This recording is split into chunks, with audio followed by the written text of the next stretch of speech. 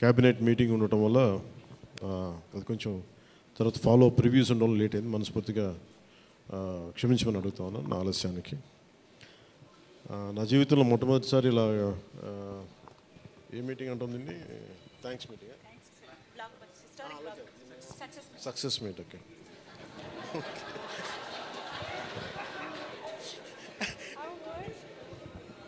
కొంచెం పక్క సరిపోదు, కొంచెం పక్క సార్, అట్లా చాలు చాలు చాలు చాలు. ఏం లేదు అంటే థ్యాంక్ యూ. అంటే సక్సెస్ మీట్ ఇవన్నీ నాకు అలవాటు లేవు, ఫిల్మ్ ప్రమోషన్స్ ఇవన్నీ. నాకు ఎలా అనిపించింది అంటే ఈ సినిమా వచ్చినప్పుడు పొద్దున్నే మాట్లాడుతున్న క్యాబినెట్లో అంతా పంచాయతీరాజ్ శాఖ గురించి మాట్లాడుతున్నాం. ఆ పనులు ఈ పనులు ఉంటే ఒక పంచాయతీరాజ్ డిప్యూటీ సీఎంతో ఉండి పంచాయతీరాజ్ శాఖ నిర్వహిస్తూ ఉంటాను, ఆఫ్కోర్స్ ఫారెస్ట్ అండ్ ఎన్వైరన్మెంట్తో పాటు. సో పంచాయతీరాజ్ శాఖ మంత్రిగా ఉంటూ కేవలం నేను పంచాయతీల వరకే పరిమితం అనుకున్నాను, కానీ సినిమా పంచాయతీలు కూడా చేసి మరి రిలీజ్ చేయాల్సి వస్తుంది నేను ఎప్పుడు అనుకోవాలి.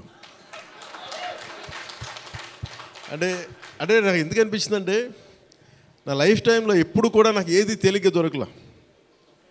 ఒక చిన్నపాటి అచీవ్మెంట్ కావచ్చు, ఒక నేర్చుకోవడం కావచ్చు, మేబీ అందరికీ ఇదే ఉంటుందేమో నాకు తెలియదు, కానీ నాకు ఏది కూడా ఏమంటుందని వడ్డించిన విస్తరి కాదు నా జీవితం. ఇప్పుడు అన్నీ కింద పడి ఇన్నాళ్ళకి పోనీ మనం డిప్యూటీ సీఎం అయ్యాం, సినిమా అలా రిలీజ్ అవ్వాలి కదా అని 70 రిలీజ్ అవ్వాలి. ఎంత అంటే ఎన్ని ఇబ్బందులు పడాలి, పంచాయతీలు చేయాలి, ఇవన్నీ చేస్తే నాకు ఒకసారి అలసట వచ్చేస్తాయి. నిద్రలేదు గత వారం రోజులుగా. నా జీవితంలో ఐ థింక్ నేను ఆల్మోస్ట్ ఫిల్మ్ ఇండస్ట్రీకి వచ్చి almost close to 28 to 29 years. ఇన్ని సంవత్సరాలు మాట్లాడిన దాంట్లో మొన్న 2 days ఈ సినిమా గురించి మాట్లాడిన దాంట్లో కనీసం 10% కూడా మాట్లాడి లాస్ట్ 28 ఇయర్స్లో. అంటే నాకు ఒక్కోసారి అనిపిస్తుంది అసలు సినిమా ఎవరితో మాట్లాడకూడదు, ఒంటరిగా ఉండాలనుకున్నానేమో. నన్ను ఇలా పబ్లిక్ లైఫ్లోకి వచ్చాం. అసలు సక్సెస్లకి లేదా అన్నిటికీ అతీతంగా ఉండాలనుకుంటే నాకు భగవంతుడు నా చేత ఎలా చేయించాడంటే కూర్చోబెట్టి నీ సినిమా నువ్వు కూడా ప్రమోట్ చేసుకునే పరిస్థితికి తీసుకొచ్చాను నన్ను. ఇది నాకు చాలా ముందస్తుగా చాలా ఆనందాన్ని ఇచ్చింది, ఒక బాధ్యత తీసుకోవటం. సినిమా సక్సెస్లు ఇవి ఎట్లా ఉంటాయి, రికార్డ్స్ ఇవన్నీ నాకు నిజంగా తెలియదు. నేను ఎందుకంటే అవి ఎప్పుడు తలకెక్కించుకోను కూడా. అది మంచి ఉన్నాయి, దాంట్లో పోయినవి ఉన్నాయి, హిట్ అయినవి ఉన్నాయి. ఇప్పుడు ఈరోజు ఈ సక్సెస్ కానీ ఇవన్నీ ఇది ఏ స్థాయి ఎలాగనేది నాకు నిజంగా తెలీదు యాజ్ టైమ్ అన్ఫోల్డ్స్. కానీ ఒకటేమనిపించిందంటే ఫర్ ఏ వర్క్ అయినా సరే there is always a room for improvement. Definitely that will be considered, that will be taken forward hence fourth. నాకు ప్రత్యేకించి క్రిష్ గారు కానీ మన ఏఎం రత్న గారు కానీ సబ్జెక్ట్ తీసుకొచ్చినప్పుడు నాకు ఒకటే అనిపించింది,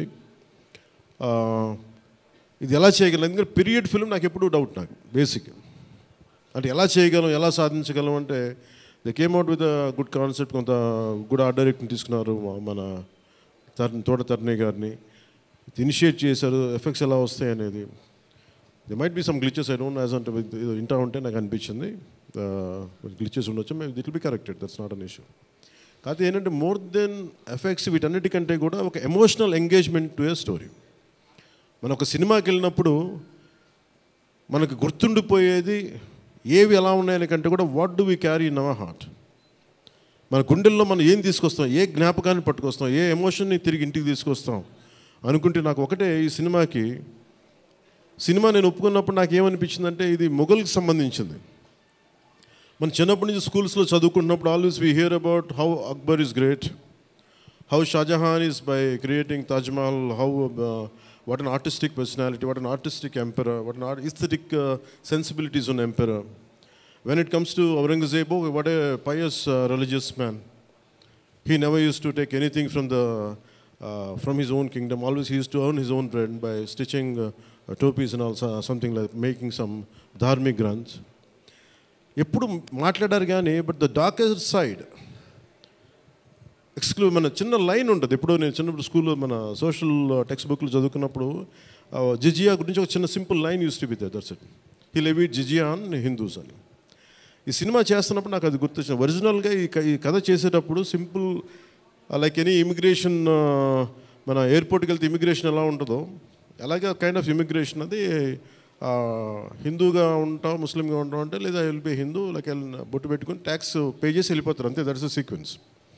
so once the producer and కృషి గారు హ్యావ్ డిసైడెడ్, అండ్ జ్యోతి కృష్ణ గారు have decided it should be 2 parts.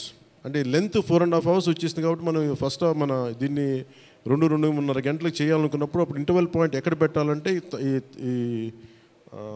ఏమంటుందండి, చౌకీటానా. ఈ చౌకీటానా దగ్గర ఆగిపోయింది. సో అక్కడి నుంచి దాన్ని నాకు చేస్తున్నప్పుడు నాకేమనిపించిందంటే, వి కెనాట్ అండూ హిస్టరీని అండూ చేయలేం, కానీ can we address the past mistakes of the history. We are not questioning about the Akbar's greatness. We are not questioning the Shah Jahan's aesthetic values. We are not questioning the Aurangzeb's commitment to his religion. There's nothing wrong in it. But we should also parallelly talk about his tyranny, his tyrannical attitude, his approach towards Hindus in those times. అంటే కాన్స్టెంట్గా మనం ఎప్పుడు కూడా Akbar the great అని వింటాం, కానీ Krishnadevaraya the great అని విన్నాం, రాణి రుద్రమదేవి ద గ్రేట్ అని విన్నాం. I don't know why conveniently our historians conveniently they made it in such way only it confine to only Mughal empress. తిప్పి కొడితే Mughals rule only for 200+ years, వెరాజ్ చాళుక్యాస్, వెరాజ్ పల్లవాస్, ఇక మన ఇన్ కాకతీయాస్, విజయనగర సామ్రాజ్యం hundreds of years. కానీ ఎందుకు అది వారి హిస్టరీ, మన హిస్టరీ రాసిన వాళ్ళు మన రాజుల పైన చిన్న చూపు చూశారని చెప్పచ్చు. The belittle rest of the dynasties when compared to Mughals. ఇది ఎక్కడో back in my mind it use to be there. So when you could convey the greatness of an Akbar, when you say that how committed religious man Aurangzeb was, so why can't we talk about jizya? It's always interesting.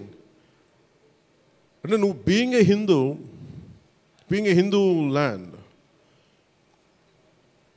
ఇది నేను హిందూగా ఉన్నాను, నువ్వు జిజియా నువ్వు పన్ను pay చేయాలన్న కాన్సెప్ట్ని ఎవరు దాన్ని ముట్టుకోలేదు, భయపడ్డారేమో, లేదా సెన్సిటివ్గా ఫీల్ అయ్యారేమో.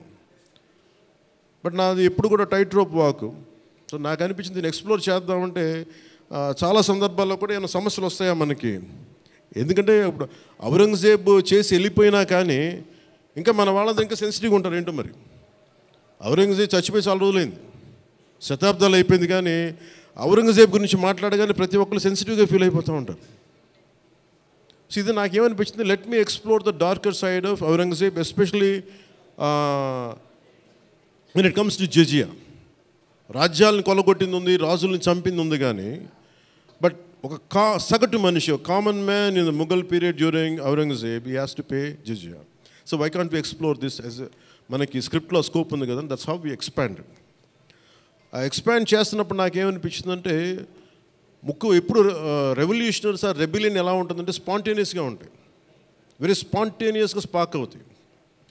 సో ఫర్ మీ నాకు ఈ ఆల్ దీస్ ఇయర్స్ నా పొలిటికల్ జర్నీ కూడా అంటే రెండు నాకు ఇన్ఫ్లుయెన్స్ చేసినాయి. 18 minutes ప్రీ క్లైమాక్స్ ఆ పార్ట్ అంతా. One is mainly my background in the martial arts and my technical understanding of cinema, technical aspects of cinema. The third is my experience in handling the emotions of people and fighting against the tyranny in Andhra Pradesh. So maybe all this rolled into one. That's why the climax had been appreciated quite well. Andaru nachi adokati repeated adi naaku cheptunnappudu naaku nijanga enduko chaala aanandam kalindi. Endukante okasari ఇది ఔరంగజేబ్ చేసిన దాన్ని హిస్టరీలో ఎంతసేపు white wash చేశారు. మొఘల్ చేసిన దారుణాలందరినీ, ఔరంగజేబ్ చేసిన దారుణాలందరినీ అసలు మనకు తెలియదు. సమ్టైమ్స్ వాళ్ళ గ్లోరీతో పాటు వాళ్ళ చెత్త కూడా చెప్పాల్సిన అవసరం, వాళ్ళ దుర్మార్గం కూడా చెప్పాల్సిన అవసరం ఉంది. That's what the climax had revealed, the climax had work towards it. అది ఆ సిచ్యువేషన్ వచ్చింది కాబట్టి దానికి కంప్లీట్గా చేయగలిగాం. అదొకటి మెయిన్. నాకు ఈ సినిమా ఇన్ని